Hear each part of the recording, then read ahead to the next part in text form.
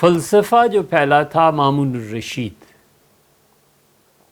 کہاں اس نے امام مالک سے حدیث پڑھی تھی مدینہ منورہ میں، اور کہاں اس نے کوفہ میں امام محمد رحمۃ اللہ علیہ سے فقہ پڑھی تھی، اور جب پھنسا ہے تو اتنی چیزوں پہ آ کے وہ پھنس گیا کہ مامون نے فلسفے کو عام کیا، مامون نے بکثرت کتابیں لکھی، ہندوستان سے برہمنوں کو بلایا اور انہوں نے کہا سنسکرت کی چیزیں لاؤ اور ان کے ترجمے کرو۔ سنسکرت کی چیزوں کے ترجمے کیے گئے اور الہیات پہ کتابیں کی گئیں اور میٹا فزکس پہ کتابیں لکھی گئیں کہ دنیا میں انہونیاں کیسے ہوتی ہیں، اور پوری ایک امت جو رسول اللہ صلی اللہ علیہ وسلم کی تعلیم سے خدا کی ہزارہا رحمتیں ہوں، انہوں نے اللہ کا نام لینا سکھایا، انہوں نے اللہ کی ذات کی طرف انسانیت کو پھیرا، انہوں نے بتایا کہ خدا کی معرفت کیا ہے، انہوں نے تعلیم دی کہ اللہ کی ذات اور صفات کیا ہیں۔ ان ساری چیزوں سے ہٹا کے اخوان الصفا کے لوگوں نے اللہ کی تعلیمات کو عقل کے تابع کر دیا، اور انہوں نے کہا کہ یہ یونان کا فلسفہ اصل ہے، اور مامون الرشید نے جو فلسفے کے لیے محنت کی تھی وہ آتی چلی گئی، اور فلسفہ یونان کو ہمارے ہاں ابو النصر فارابی ایک مل گئے، اگرچہ علم بہت تھا، دوسری طرف ابو علی سینا مل گئے، اور تیسری طرف یعقوب کندی مل گئے، پرجوش وکیل تھے، وکالت ختم ہے ابو علی سینا پہ، اس نے ان کی وکالت کی۔ اسی لیے کہا جاتا ہے، اس کی تحقیق کر لیں کہ ابو علی سینا اصلاً ان کے والد اور ان کے بھائی یہ سب کے سب لوگ چھپے ہوئے کرامی شیعہ تھے۔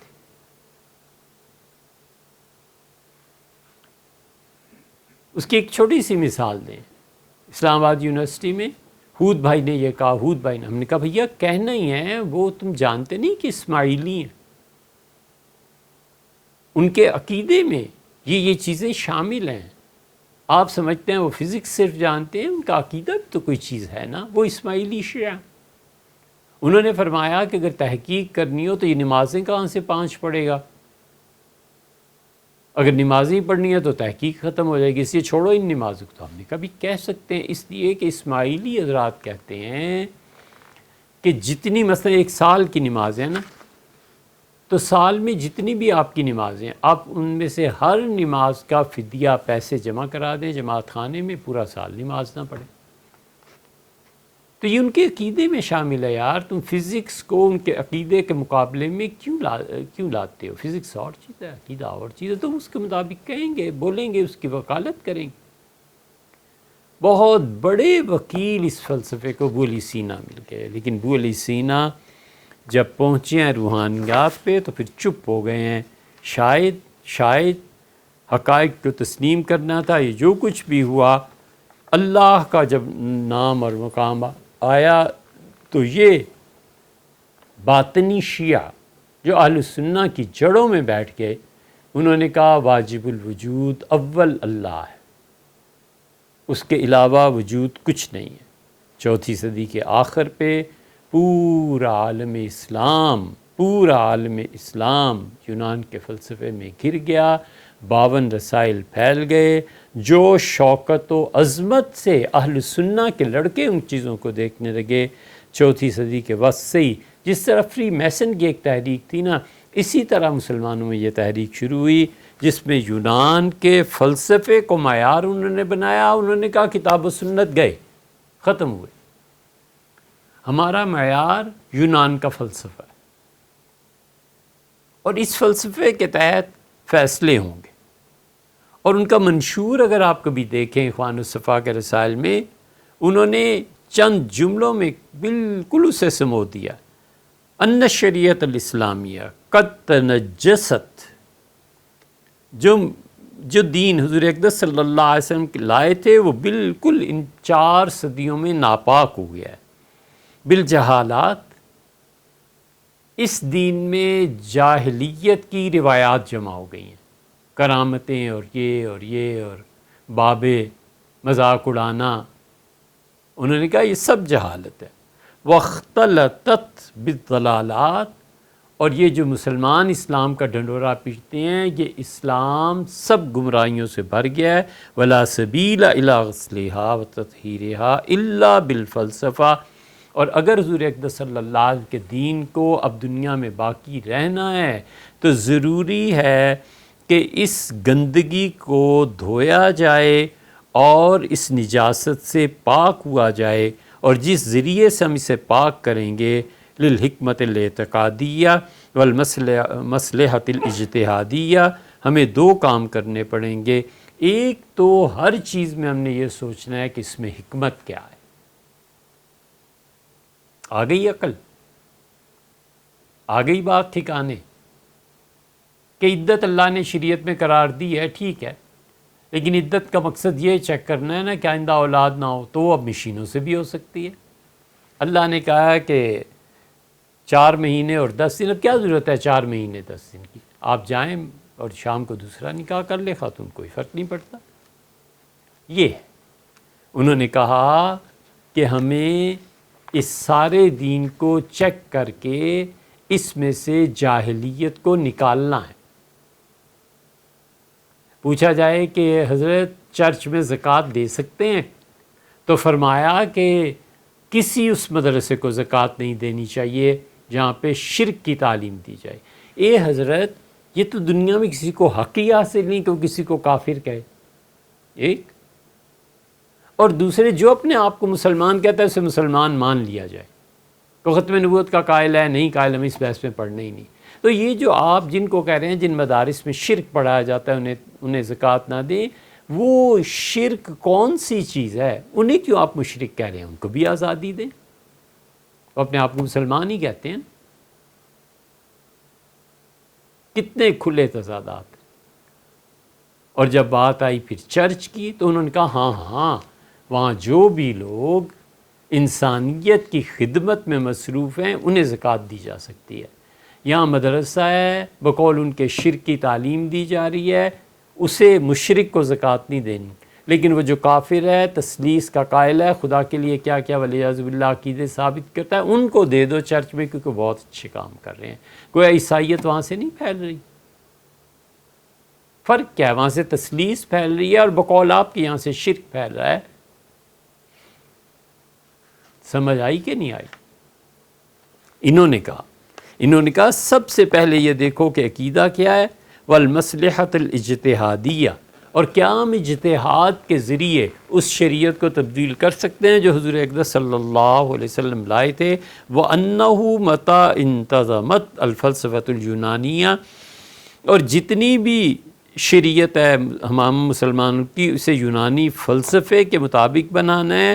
والشریعۃ المحمدیہ، اور محمدی شریعت جو ہے حضور اقدس صلی اللہ علیہ وسلم کی لائی ہوئی، اس کو ہم کمال تک پہنچائیں گے 3 واسطوں سے۔ ایک تو ہمیں اجتہاد کرنا ہے تاکہ جو بھی گندی شریعت ہو چکی ہے اب تک اسے پاک کریں۔ دوسرے، ہم نے دنیا کی مصلحتوں کو دیکھنا ہے، اور تیسرے، ہم نے یونان کے فلسفے کو حاکم بنانا ہے۔ یہ بس سارا خلاصہ ہے جو اب بھی آپ پڑھ لیں گے، اور ہدایت کی خاص طور پہ کہ جو بڈھے ہو گئے ہیں نا، ان کو نہیں سنانا۔ اس وقت جو بھی لڑکے لڑکیاں مل جاتے ہیں، نوجوانوں اور کم عمروں کی طرف توجہ کرو تاکہ یہ بچے ہمارے پیغام کو لے کے آگے بڑھیں۔ جیسے ان بچوں پہ تو بڑھاپا آنا ہی نہیں، اور انہوں نے بھی مر کے خدا کو جواب نہیں دینا۔ انہوں نے کہا صرف ہم جوان بچوں کو پڑھائیں گے۔ 52 رسالے مرتب کیے، اور ادب پہ علم میں مشہور ہیں، اب بھی پھر چھپتے ہیں، ملتے ہیں۔ لبنان گئے تو ڈھیروں کے ڈھیر لگے ہوئے تھے، اس میں فزکس، میتھمیٹکس، عقلیات، یہ سارے ہاتھوں ہاتھ امت نے لیا۔ بالکل اسی طرح جیسے وہ اس نے مروت نے ایک فقرہ کہا تھا نا کہ کیا چیز اور کیا ہو گئی، بالکل امت پیاسی بیٹھی ہوئی تھی کہ کسی طرح یہ فحش جملہ ملے صحیح، اور پورا انہوں نے قبول کیا۔ اقوام جب غالب آتی ہیں تو مغلوب اقوام، ان کے پاس قوت نافذہ نہیں ہوتی، طاقت نہیں ہوتی، تو جس گندگی سے فاتح اقوام خود تنگ آئے ہوئے ہوتے ہیں، یہ مفتوح قوم اس گندگی کو سب سے پہلے اختیار کرتی ہے۔ تاریخ پڑھو۔ معتزلہ سے جو شریعت کو نقصان پہنچا وہ جان بوجھ کے ہوا یا غلطی سے ہوا، لیکن انہوں نے ماورائے عقل جو چیزیں تھیں ان کو، اللہ کی ذات و صفات کو مخالف عقل نہیں، ماورائے عقل جو چیزیں تھیں، ماورائے عقل اور مخالف عقل، ان دو کو سمجھنا چاہیے۔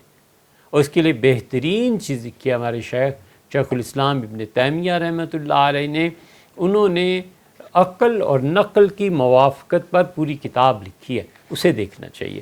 ہوا یہ کہ وہ دین کا ذوق رکھتے تھے، معتزلہ خدا کی عبادت کرتے تھے، اتنی عبادت کرتے تھے کہ ان معتزلیوں اور خوارج اس سے بڑھ کے عبادت کرتے تھے۔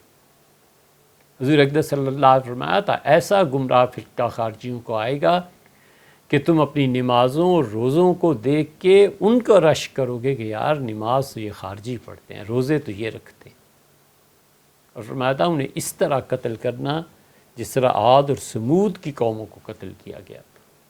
یہ مسلم کی روایت۔ فلسفہ نبوت کے بالکل برعکس انہوں نے ایک فلسفہ دیا، کلیات دیے، اور دین کو باطنیت کے جو فرقہ پیدا ہوا تھا تباہ کر کے رکھ دیا، اور جتنے لوگ تھے اس باطنی فرقے کے جھنڈے تلے جمع ہونے لگے۔ انہوں نے کہا کہ شریعت کے اصول، شریعت کے عقائد، احکام اور یہ سب چیزیں یہ سمجھنے کے لیے ضروری ہے کہ کوئی انسان اس کا شارح بنے۔ اللہ نے فرمایا وما ارسلنا من رسول الا بلسان قومہ، ہم نے جب بھی کسی رسول علیہ الصلوۃ والسلام کو بھیجا ہے تو اس قوم کی زبان میں بھیجا ہے، کہ ان داعی اور مدعو ان دونوں کی زبان ایک ہو، لیبین لہم، تاکہ ہماری وحی کا مطلب وہ آدمی جس کو ہم نے نبوت دیا ہے واضح کر دیا ہے علیہ الصلوۃ والسلام۔ اب انہوں نے کیا کیا؟ انہوں نے کہا کہ بس ایسے کرو کہ الفاظ کے معنی بدلو۔ لفظ نہا لینا، اللہ نے جن حالات میں غسل کا حکم دیا ہے وہ کچھ نہیں ہے، ایسے ہی ہے۔ اس کا مطلب ہے اپنے باطن کو پاک کر لینا۔ اور یہ جو دین ہے اسے صرف وہی لوگ سمجھتے ہیں جو باطن کے اسرار سے واقف ہو، علم سری سینہ بسینہ چل رہا ہے۔ یہ جاہل و گمراہ صوفی یہ اسی طرح کے کرتوت کرتے ہیں۔ اب بھی چرسی بھنگی شریعت کا بڑا راز ہے، وہ بیچارہ سننے والا بھی کہتا ہے پتہ نہیں حضرت کے پاس کیا راز ہے یار، کھولو بتاؤ کچھ تو ہو۔ انہوں نے کہا نبی اللہ کی طرف سے نہیں ہوتا، یہ سر سید نے بھی ایک جگہ کیا ہے کام، پہلے اس کو سمجھو۔ اخوان الصفا کے رسائل، آپ سر سید کی ایک کتاب پڑھیے، آپ کو پتہ چلے بچوں کیوں ان کی مخالفت ہوتی رہی۔ جو علماء مخالفت کرتے تھے وہ بیچارے پاگل نہیں تھے۔ سر سید ایک وہ ہے جو قومی کردار ہے، وہ اور ہے، یہ اور ہے۔ سر سید بھی کہتے تھے کہ نبوت جو ہے نا، یہ انسان کے اندر جو پاکیزگی ہوتی ہے اسی سے آوازیں اٹھتی ہیں، اور وہ وہی نبی کو اندر سے ہی آتی۔ یہی اخوان الصفا والے کہتے تھے جبریل سے مراد یہ نہیں ہے کہ کوئی فرشتہ آتا تھا۔ باطنیوں اگر قلعہ الموت میں جانا ہے اور حوروں کو پانا ہے، اور وہاں نشہ تھوڑی کہتے تھے، وہ جنت تھی نا، اس جنت میں داخلے کے لیے یہ ضروری ہے کہ نبی ایسی ذات کو مانو کہ آدمی کے اندر کی پاکیزگی جب زیادہ ہو جاتی ہے تو اس کے اندر سے کچھ آوازیں سنائی دیتی ہیں۔ جبریل امین باہر سے کوئی فرشتہ نہیں آیا کرتا، یہ سب چیزیں آدمی کے اندر ہی ہوتی ہیں۔ اور یہ جو معاد ہے، قرآن بار بار کہتا ہے کہ اگلے جہان جانا ہے، اس کا مطلب یہ ہے کہ انسان ابھی مٹی ہے نا، انسان ابھی گوشت پوست ہے نا، اس نے ایک دن مٹی میں جا کے مل جانا ہے۔ کہاں آخرت اور کہاں جنت اور کہاں جہنم، تم یہاں سے نکلو گے اور مٹی میں جا کر مل جاؤ گے۔ طہارت سے کیا مراد ہے؟ طہارت سے مراد یہ ہے کہ تم جس حالت میں بھی ہو اس باطنی مذہب کے علاوہ تمام مذاہب سے پاک ہو جاؤ، نہ نماز، نہ روزہ، نہ نبوت، نہ شریعت، کچھ بھی نہیں۔ حج سے مراد کیا ہے؟ حج سے مراد یہ ہے کہ تم ایسا علم حاصل کرو کہ عقل اس علم تک پہنچائے، وہی نہیں، عقل اس علم تک پہنچائے۔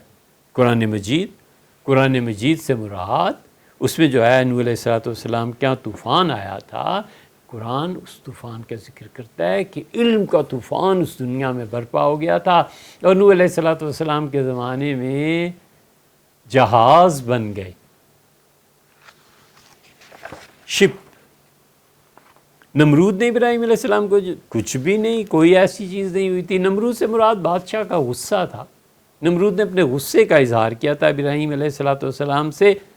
اور یہ جو اللہ نے کہا کہ یاجوج ماجوج آئیں گے، تو اس کا مطلب ہے آخری زمانہ جب قیامت کے قریب آئے گا تو بہت لوگ گمراہ ہو جائیں گے، یاجوج اور ماجوج کی طرح دنیا میں پھیل جائیں گے، اور ہمارا باطنی مذہب جو ہے اس کو قبول کرنے سے انکار کر دیں گے۔ یہ رسائل تھے جو نصاب تعلیم میں شامل تھے، اور اہل السنہ کے لڑکے اور لڑکیاں 4 صدی ہجری کا آخر آیا، یہ پوری بغاوت تھی حضور اقدس صلی اللہ علیہ وسلم کی نبوت کے خلاف، اور یہ پوری اسلام کی عمارت کو ڈائنامائٹ انہوں نے کر کے رکھنے کی کوشش کی کہ کوئی چیز اصل میں نہ رہے، کوئی چیز۔ اگر اب تم اس کو دیکھنا چاہتے ہو نا کہ اسلام کو ڈائنامائٹ کر دیا جائے، ان قادیانیوں کی جو دین کے متعلق تعبیرات ہیں اس پہ غور کرو۔ ان کے نزدیک نبوت کیا چیز ہے، ان کے نزدیک شریعت کیا چیز ہے۔